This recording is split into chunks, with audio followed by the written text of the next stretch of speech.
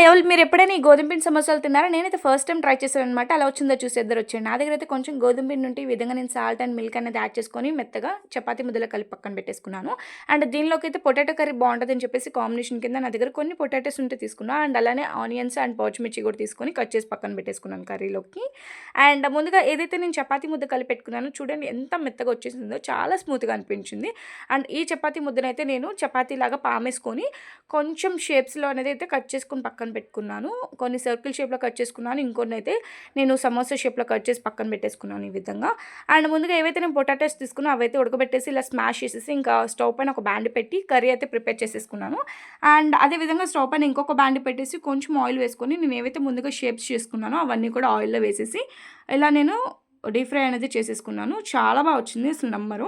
మనకి తెలియని కూడా తెలియదు ఇది గోధుమ పిండితో చేశారనేది. అంత బాగా వచ్చినాయి సమోసాలు. మరి మీకు ఎలా అనిపించింది చూస్తే అనేది నాకు కమెంట్ చేయండి. అండ్ మన ఛానల్ అయితే సబ్స్క్రైబ్ చేసేసుకోండి. Thank you.